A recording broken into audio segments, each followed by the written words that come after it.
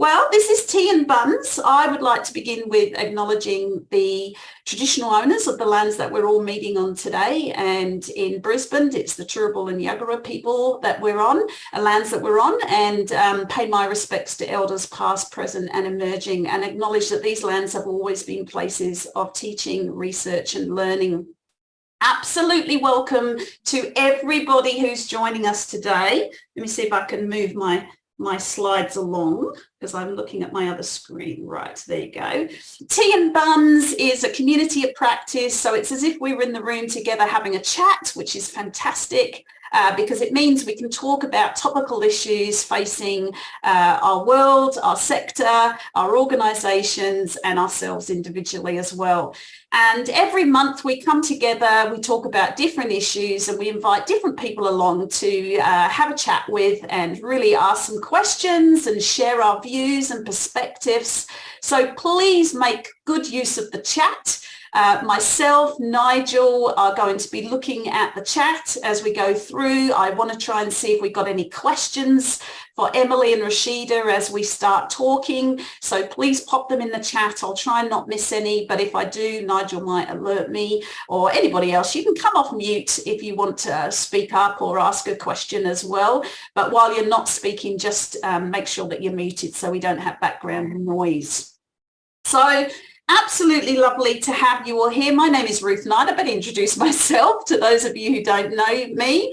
I work at the Centre for Philanthropy and Non-Profit Studies, and I am a lecturer in non-profit management, and of course we offer the graduate certificate and the masters and even a PhD if you're really that way inclined around non-profit issues. So if any of you don't know ACP&S, please check in with me afterwards. And there's a lot of our alumni on the call today. It's lovely to see all of our students and past students here with us today. So thank you to everybody for joining us. Well, today's Tea and Buns is to discuss an important piece of research that I read just late last year. And I enjoy the articles that come out of the Chronicle of Philanthropy, and I hope many of you are subscribers to the Chronicle of Philanthropy. And I stumbled on this article all about fundraising, and of course that always piques my interest. And it was so disturbing to me, though. I immediately got on the email, didn't I, Emily? And I said, Emily, I need to talk to you about this. And you graciously said, yes, I'm happy to talk to you about the research that we've been doing and writing about at the Chronicle of Philanthropy. And then you said, and Rasheeda wants to come as well, which is fantastic. So Emily and Rasheeda are both editors and journalists with the Chronicle of Philanthropy, and Rasheeda is the senior editor there. So I just want to welcome you both to the Tea and Buns today. Do you want to just take 1 minute to introduce yourself, tell us who you are and what you do and where you are, where you're located today? Go ahead, Rasheeda. Yeah, okay, I'll start. My name is Rasheeda Childress. I'm the senior editor for fundraising at the Chronicle of Philanthropy, and we're located in the Washington, D.C. area of the United States. We cover issues that are going on with fundraisers and fundraising in the U.S. So fundraisers of big organizations like colleges and universities, but also single shops that just have one single fundraiser who's out there trying to get it done. And so we cover a lot of ground because those are very different types of fundraising. Go ahead, Emily. Yeah, I'm Emily Haynes. I'm a senior reporter at the Chronicle. I have been on the fundraising beat for about 4 years now. So I got 1 year in before the pandemic, but definitely that changed a lot of stuff here, and we'll probably touch on that today. But like Rasheeda was saying, it's a pretty broad beat. It's like everything from economic trends to leadership and workplace issues. So we try and cover it all. And I'm also in Washington, D.C. Well, welcome. It's lovely to have you both here today. And it's just so great that you're able to give us some of your time and share with us some of your thoughts about what you're reporting on and what you're learning through your own research as well. But really, I want to hear from you about whether you think there is a fundraising crisis, because I read the article and it was called Desperately Seeking Fundraisers. Is there a fundraising crisis? So in the next few minutes, I want to just really ask you about this survey that you did. You know, what were the aims of the survey? Who responded to the survey? What did you find out? What was the results telling you? And what can we learn from that? And then we'll end with what are those recommendations for us as Australian fundraisers. That's really where I want to go today. So let me just kick it off, and I don't mind Emily or Rasheeda who wants to talk, but I'm just going to throw out the question to you. You know, why did you do this survey? You know, how did it come about? What were your aims of the survey? Well, Rasheeda unfortunately started and then immediately got assigned writing a cover story. So this is something that the wheels started getting into gear before Rasheeda was even my editor. So it did take some time to get this all working, but the impetus of it was we had just been hearing anecdotally from so many people that their teams were all quitting or they were really struggling to hire people, and we wanted to get our arms around what the data actually were about that. There's just not great data on the fundraising field, at least in the States. So we were trying to field a survey and get some numbers about that to see what was actually going on. So how many people responded? Who were these fundraisers that were willing to tell you a little bit about what their experience was as fundraisers? Yeah, so we had about 685 people who responded to the survey. And so about 66% were managers. So they were people who were fielding open positions and trying to get more fundraisers in, and about 34% were non-managers. And, you know, what they told us was that things were very difficult. They were having a lot of difficulty filling positions. They were having difficulty retaining people. People would leave, and then the people who were left behind were, you know, overworked because there was still the same amount of work that needed to be done, but fewer people to do it.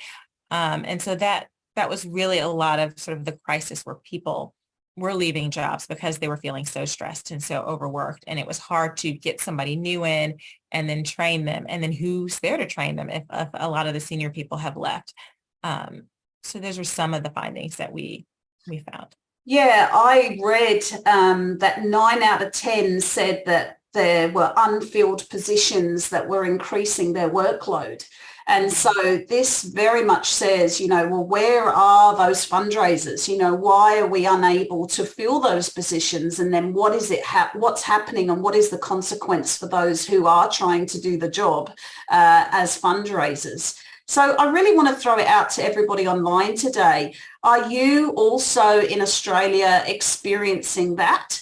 Do you find that there are positions available that you're unable to fill, or is it leaving a gap in your team when it's hard to fill those positions? I'm really interested to hear from you. Nigel, are you hearing that from Australians? And Catherine's here too. She might also give a bit of an insight. But Nigel, yeah, what are you hearing from the sector? Is that a similar kind of problem here? It is, but it's got a long tail. I mean, I've been hearing it for well over a decade, certainly in the questions around turnover, which also leads to this issue. So I think that what I would observe, is the same in Australia, well, largely the same in Australia and the US and probably Canada, UK, etc. But I think that it's been exacerbated more in the last, say, 3 years or so for reasons that are probably very self-evident. But perhaps a lot of the chickens are coming home to roost around some of the inattention to the issues that might lie underneath the reasons we're seeing this. So certainly the parallels, I would see that certainly working across a range of organisations now. Catherine. Catherine's from the Fundraising Institute of Australia, Emily, and Rasheeda, and so also has some very good insights into what's happening in Australia. Catherine, have you also noted any problems with recruitment and retention of fundraisers? Yeah, definitely both. And as Nigel said, it had, it has been an issue for the last couple of years, but I do think it has been exacerbated over the last 12 to 18 months that we've sort of come out of the post-COVID period. And most of our members say that they have up to 5 roles vacant at any one time, and they just can't recruit people for those roles. Some of them say it's taking up to 8 months to find somebody for those roles. And I think Mitch has just suggested there's some of the areas that are really struggling, major gifts and wills, those kinds of fundraisers as well. In terms of retention, I think there are some challenges there, and it's sort of similar to what the Chronicle of Philanthropy survey said, which is because people are leaving and they're not being replaced, then that puts extra burden on those that are there, which then sort of leads to more burnout and then more sort of more and more people leaving. So it's one of those sort of crises that just sort of keeps going on and on. And I think one of the challenges is that organizations have to really consider thinking outside of the box on the kinds of people to fill those roles. Because we do encourage our members to look at the skill set that are required rather than you must have X number of years of fundraising experience. Because if they just continue down that narrow path, I fear that we're not going to be able to find the kind of people from outside the sector to come in as well. So those are just a few issues that have been raised. So Emily and Rasheeda, what else was surprising to you, or maybe not surprising given this issue? What other things were your findings showing about the sector and fundraisers and what they were experiencing? Well, go ahead, Rasheeda. Go ahead. No, go ahead. I talked last time. You go ahead. No worries. Like I said at the top, this is my 4th year covering fundraising, so it definitely wasn't a surprise to me that fundraisers were stressed. And I think Nigel just said it earlier about the chickens coming home to roost. I think that's a lot of what we're seeing. So it wasn't so much surprised at the level of stress and burnout and overwork that we were seeing, but so much that it was just really striking the way that this was manifesting. I mean, fundraisers have basically been operating in crisis mode for the last 3 years, and now they're doing it with fewer and fewer colleagues. And I was just today sort of looking, we did a Harris poll with the Association of Fundraising Professionals back in 2019, and we asked a lot of the same questions then that we asked in this survey.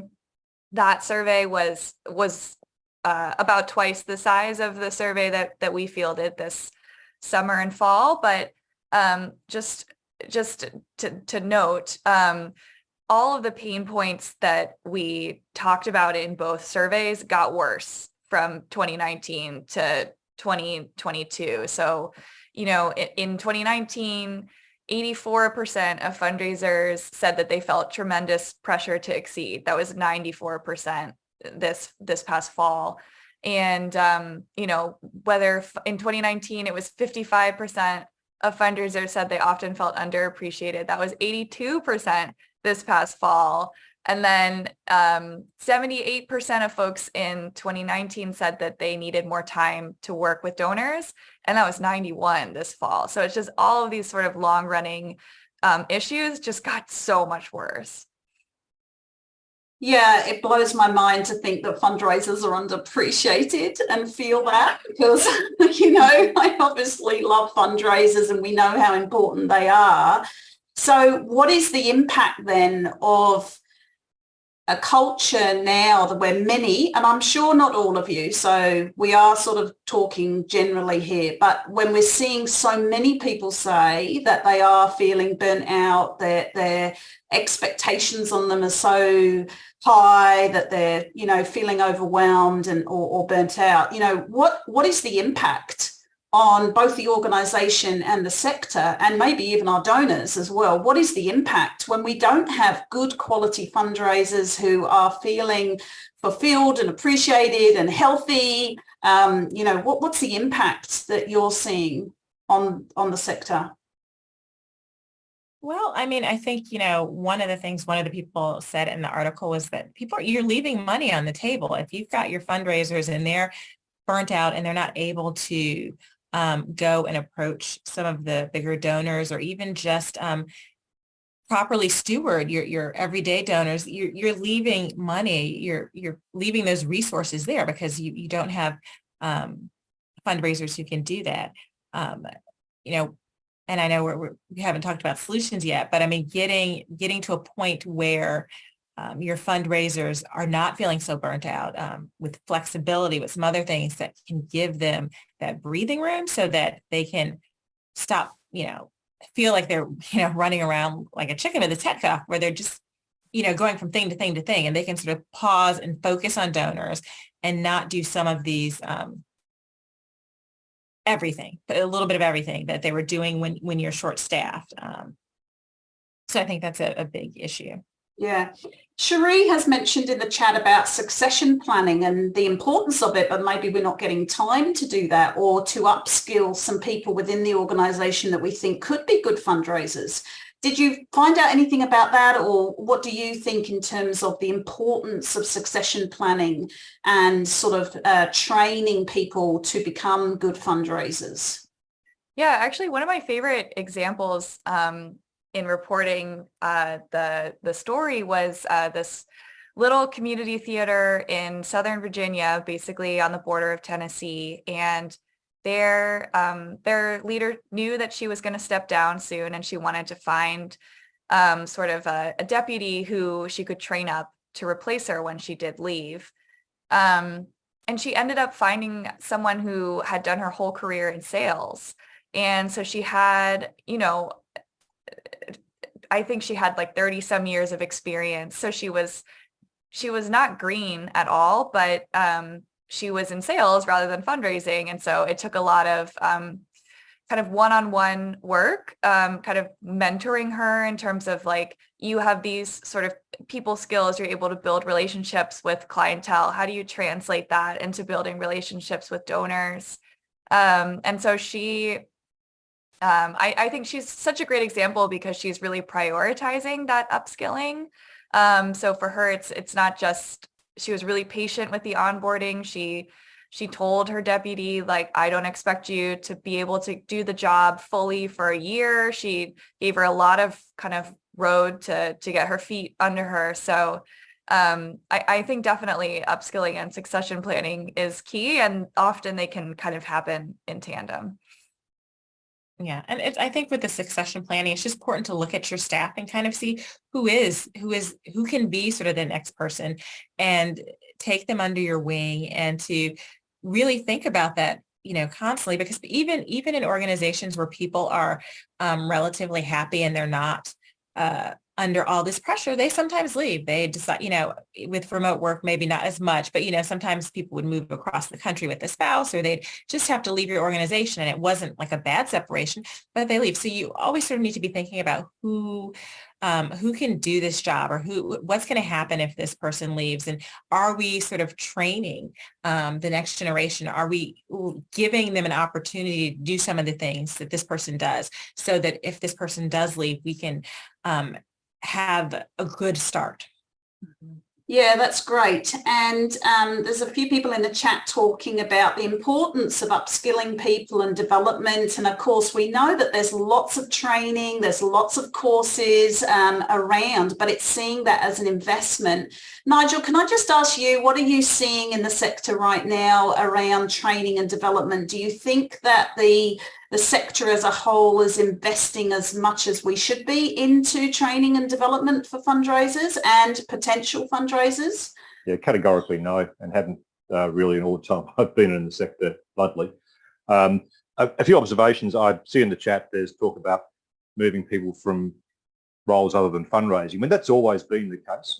People have always come in from other areas at some point because there's no knowledge pathway or learning pathway into fundraising. So the start has to be somewhere else. But I do agree with the sentiments that Catherine and I and others have endorsed in terms of broadening the net and cross-skilling, perhaps even more than upskilling in that context. I note that there's comments around the idea of training budgets as not serving purpose. It absolutely is. Everything that an organisation does to enable the purpose to be served is serving purpose. If you take those other elements out, you can't serve purpose. So that's a leadership issue. And I notice there's some CEOs and board members on this table. And can I say bluntly, folks, if you're leading in those roles, you need to step up. Now, you may already be stepping up, so I don't mean you personally, but what I observe is boards and executives need to play a bigger game around expectations, around training, around culture, around psychological safety, etc. So there's a lot that needs to be done there. I think fundraising practitioners also need to step up, need to respect knowledge and learning more than they do. And again, a big shout out here, not just to ACPNS with all the work there, but FIA's programs. And Ryan Ginnard, who's on the line, who's leading Fundraise for Australia, again, that really important work as well. So cheers to you, Ryan, as well on that front. So I think but we just have to step in. But there is a leadership issue, and that was identified in the ACPNS research that Wendy, Alex and Katie did 10 years ago. And we're still seeing that play out. So, at some point, we just have to click into gear and start doing our jobs as leaders. Let me throw out a really quick question to everybody online today. Put in the chat if your leaders, so that could be your executive or your CEO or your board, do they do fundraising training of any sort?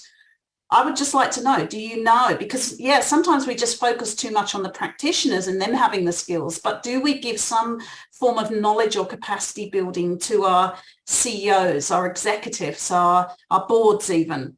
I would love to know that in the chat, whether you do train up your non-fundraisers, but the people who make decisions around the fundraising team.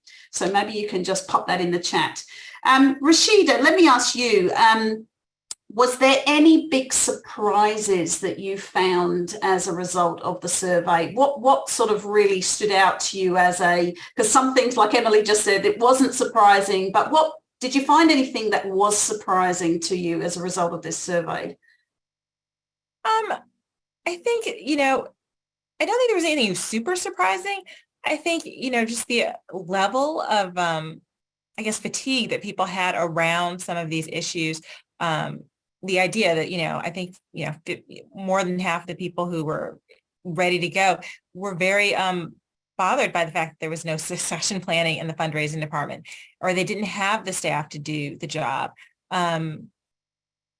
And a lot of people were concerned about unreasonable expectations for fundraising goals. So that was interesting, because that's a huge part of their job. And if there's that disconnect where your executive director thinks you should bring in, X amount, but realistically Y amount is what's going to happen, that's going to be very frustrating. And that's sort of a communication issue. So. Yeah, does everybody agree with that a lot of our work as fundraisers is relationships, and it's about, making and building and keeping those relationships, lots of coffees, lots of phone calls, and that doesn't always translate very quickly into actual dollars. So some people don't always understand that element, I suppose, of a fundraiser's role to build those relationships. And I'm wondering if yes, we are getting that disconnect also in Australian charities, where we're not understanding, or people expect the outcome, which is the dollars, to be a lot quicker than it often is, because sometimes it can take weeks, months, years to build those relationships with donors. Not always, but often. Is that everybody's experience? Does anybody else want to give Ruth, can I just jump in and say that the way we measure fundraising still is fundamentally stupid. And this is a leadership issue. And once again, we still look to try and measure fundraising in P&Ls. We still look to measure fundraising within short time frames of months, quarters, years.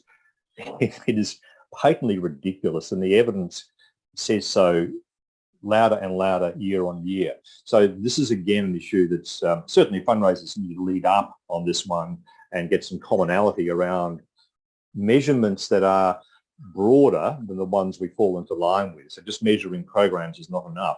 But again, this is a leadership area where frankly leaders have to be far more curious and actually take a greater level of responsibility around serving purpose. And I say that really it's a stiff challenge, but we've danced around this for decades.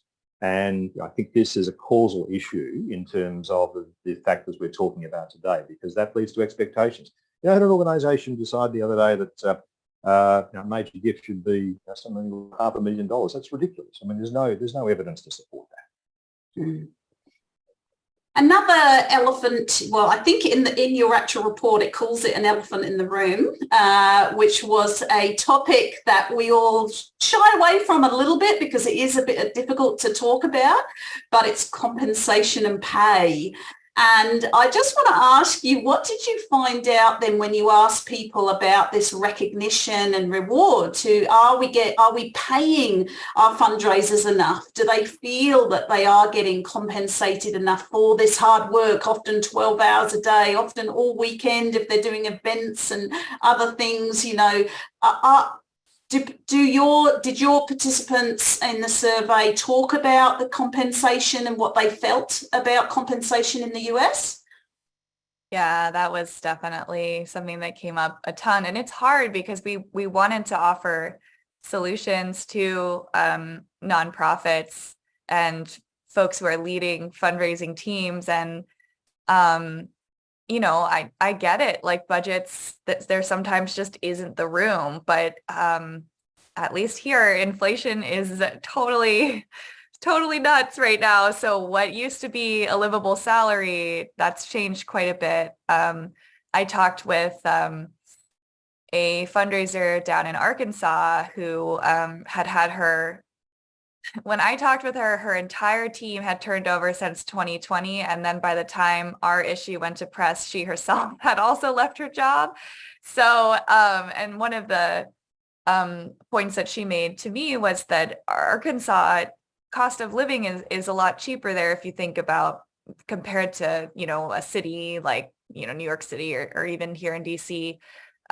But folks were still finding it hard to make ends meet and on a fundraiser salary, and they're a university, and so their budget is really tied to, you know, revenue from tuition and things like that. It's prefixed.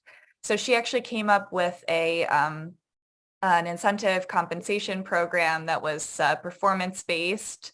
And they sort of developed different metrics. They were, I believe, all non-monetary metrics. So things like you were talking earlier, Ruth, about, you know, the number of meetings you have with donors or the outreach that you give. Those were all sort of weighted differently. And then fundraisers were measured on how much they were working. And then the University Foundation kicked in money for those bonuses, and her hope in the future was for them to be actually funded by a donor. So I'm working on a story right now about people using incentive compensation as a tool, just because it can be difficult when you don't have that wiggle room with the base salaries. Yeah, obviously putting there is some sort of positive to putting performance bonuses, you know, on your outcomes, but there's also incredible pressure when you do that as well, because then you're trying to get that monetary outcome because that's going to give you that performance bonus. And Catherine, yeah, sorry, Emily. Well, I was just going to say to that point, some people kind of suggest team-wide bonuses. So you're measuring how the whole team is performing as opposed to just an individual. So kind of encourages folks to all work together. Catherine, are we paying fundraisers enough? I want to ask you that. Oh gosh, that question's fraught, Ruth. I think some organizations, especially larger ones, have very competitive salaries. And I think they do pay, I think they pay well and competitively in the market. But obviously some of the smaller charities, including those that are, you know, relying, you know, predominantly on donations rather than sort of some government support, do struggle to pay salaries that are competitive, and then rely on the mission and the cause to attract people.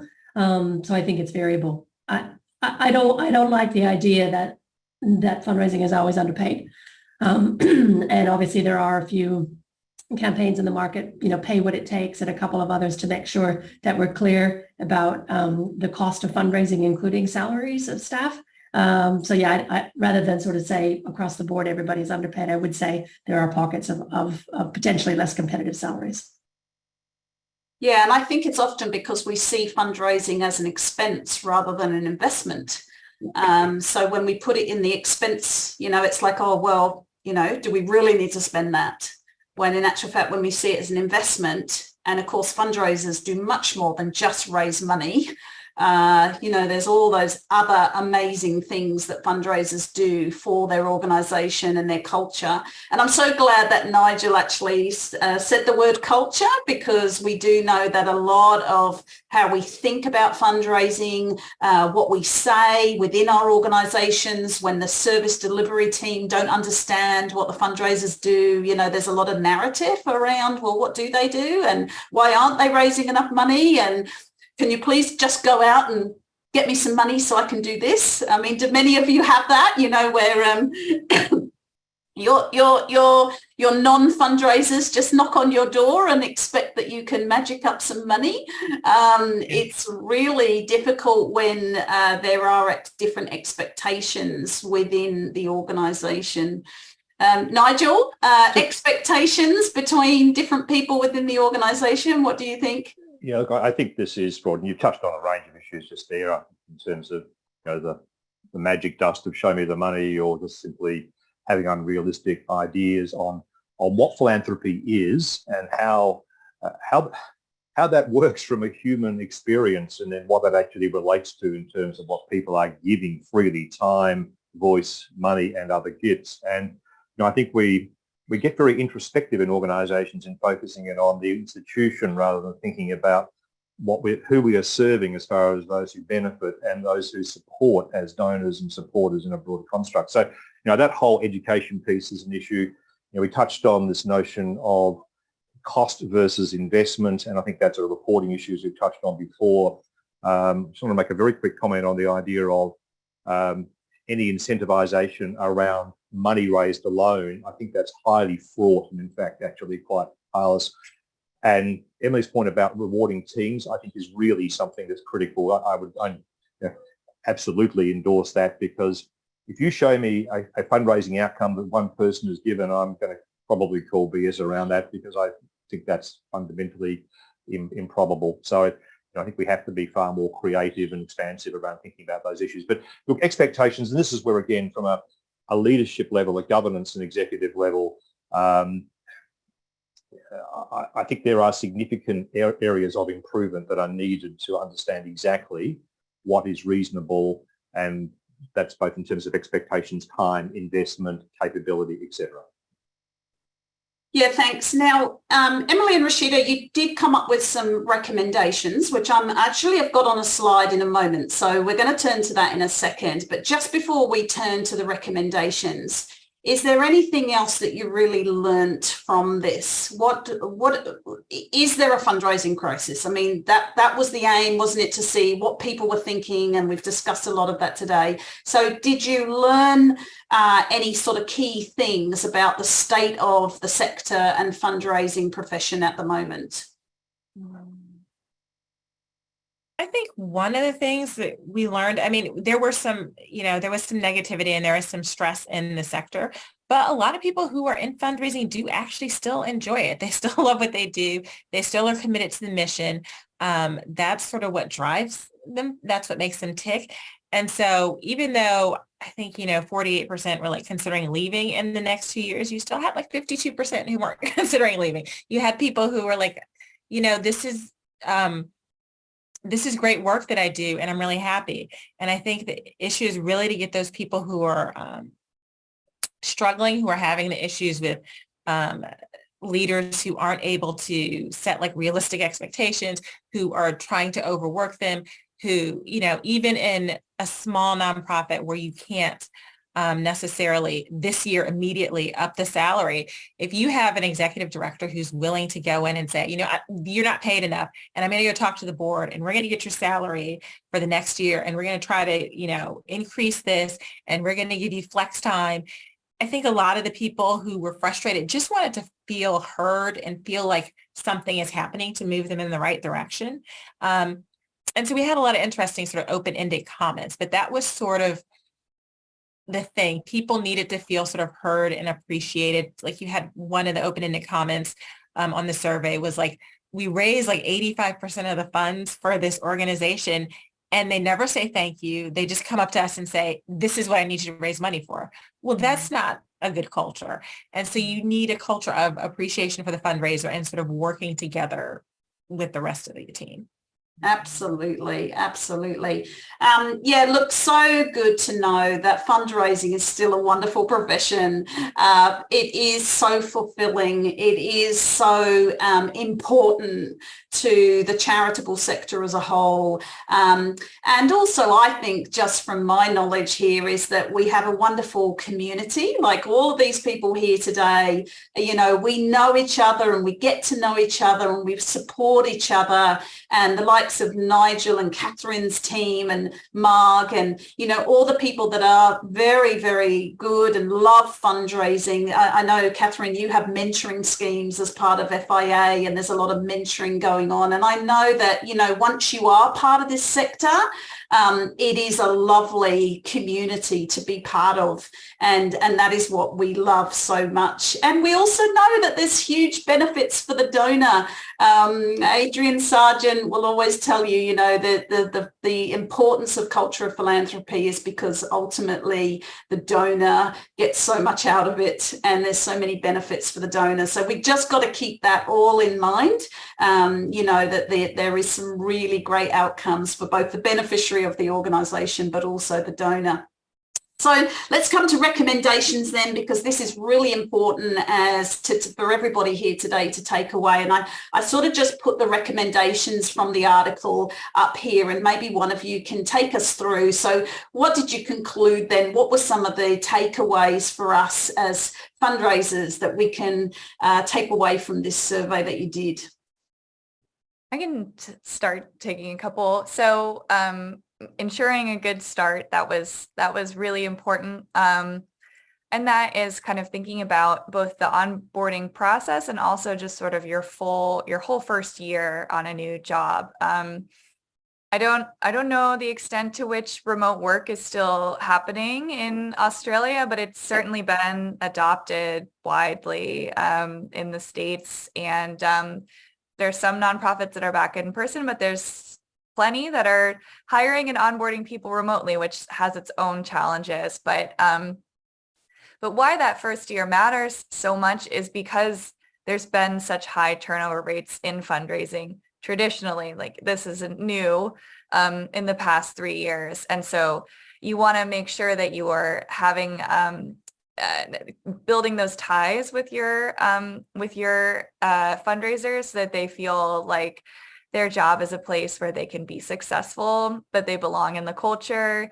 Any sort of ties that can sort of keep them feeling like, I can see my career here, I want to stay.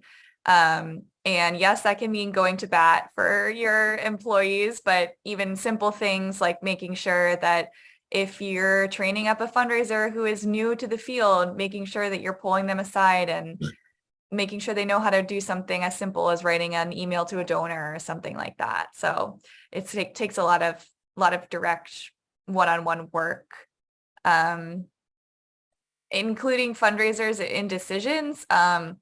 Rasheeda was just talking about this, that sort of way that fundraisers bristle when they're just sort of asked to magic up some money for a new idea. So this is more sort of an attempt to break down those silos that people always complain about in nonprofits. So, you know, it's not just that, you know, there's program people and administrative people, and the program people matter and the administrative people are just behind the scenes. So in my reporting, I talked with one longtime fundraiser who was telling me that she worked at a job where the fundraisers were literally across the road in a whole nother building, where the road would constantly flood, and she literally would have to like wade through this like flooded road to like go to meetings with the program folks. So sometimes it's not that serious, but it often feels that way. So development teams can, you know, work best when they're part of those strategic planning conversations. So that can make a big difference too.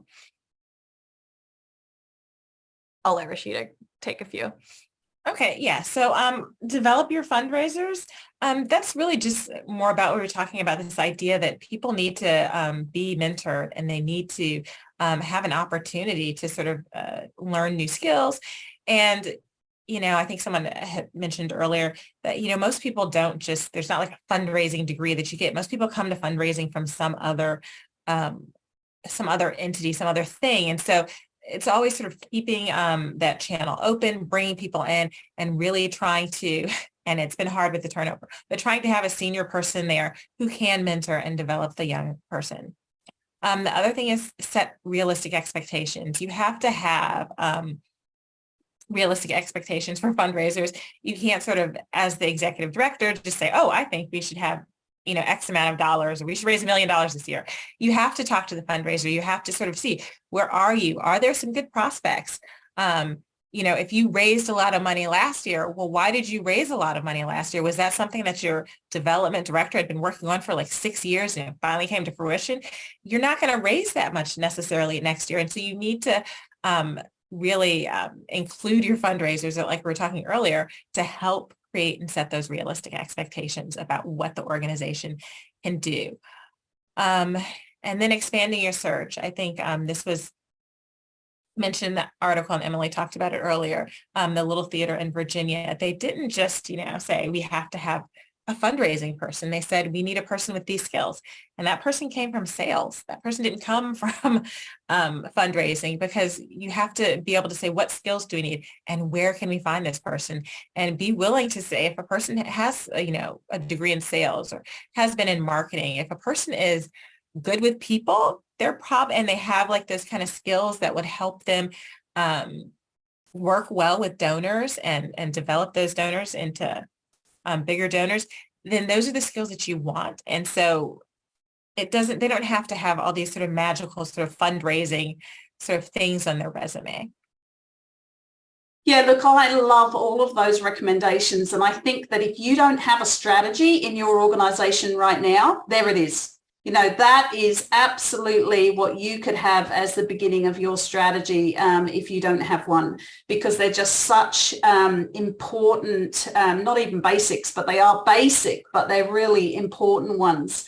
And I'm pretty sure that Nigel and certainly Marg Scott definitely would also add develop your leaders who are non-fundraisers, because if you can also develop your leadership team and your executive to understand more about what the fundraisers do, and as Emily just said, get those silos down a bit so that there is real integration and seeing them as a very strategic person within the team, because without your fundraisers, would you have an organization? Would you be able to do what you do without those fundraisers?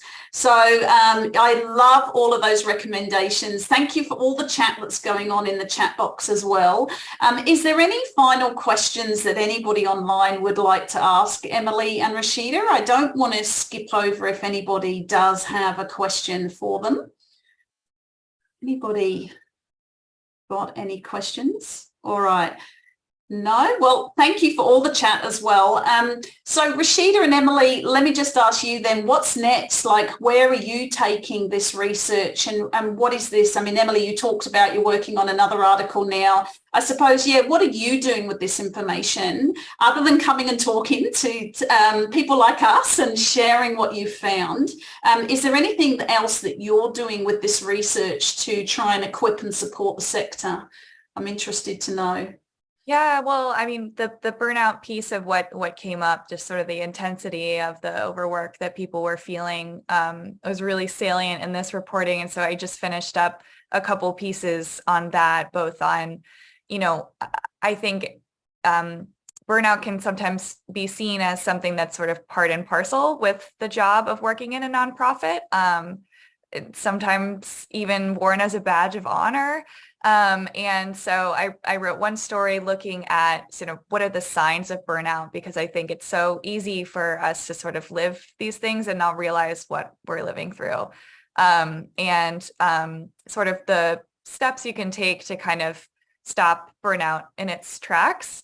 But a lot of that, Nigel's brought up leaders a lot in this conversation, and a lot of that is to do with leaders. Making sure that you're checking in with your team, you're noticing if they're out sick more, or if if they seem really down, they're not acting like themselves, low energy, anything like that. There's a lot of just sort of day-to-day work that leaders need to put in to make sure that their employees, their well-being is advancing. Yeah, that's fantastic. I was actually just looking, Marg Scott actually sent me some notes because she's in the car and I didn't want her to talk while she was driving. But she also said to me, just make sure everybody knows that, you know, fundraising just doesn't happen. And many times leaders are setting the goalposts and the infrastructure and making demands of fundraisers without any learning or wisdom at all. And so that is why we really need to work with your leaders and upskill your leaders as much as your actual fundraisers. So I really like that. And of course, I think we all would agree that the health and well-being of anybody, but because we're in fundraising, we really care about our health and well-being of our fundraisers, and maybe Catherine and the team at FIA are looking more into that and hopefully doing some more support around health and well-being. We know how important our health is, and it has a massive consequence if we're not well and we're not being fulfilled and have that safety within our organisation. So I think that's, again, a real strategy for all of us to think about health and well-being, and there's lots of ways that we can do that. So I just think that's a wonderful place, and I hope that all of you will now become subscribers of the Chronicle of Philanthropy, so we can actually learn more about your research and what you're doing. Of course, if you're a student with us, you do have a subscription through our library anyway, so that's a real bonus for ACPNS students. But thank you so much, Rasheeda and Emily, for all that you're doing for the sector, both in the US and globally, because obviously, as you can see, we're all learning from your work, and we really appreciate the effort that you're putting into this. And so thank you so much for coming along today. Can we all give Rasheeda and Emily a little clap and an emoji, a little thank you for coming along from the other side of the world today. That's it for today. I know many of you have got to get off to work, but we do more tea and buns. That was a very English way of saying that.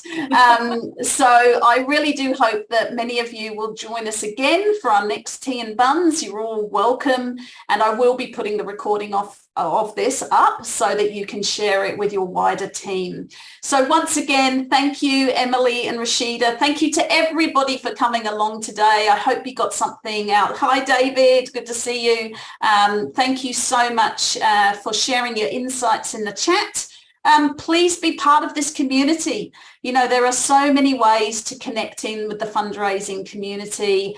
Reach out to us. Let's get involved in FIA. I know FIA just had a wonderful conference, which was a way of connecting with people in the sector. That's the kind of thing that we need to do more often, is connect with each other, support each other, talk about these important issues so that we can address some of them. So thanks, everybody. Have a great day. Thanks again, Emily and Rasheeda, and we'll see you all another time, folks.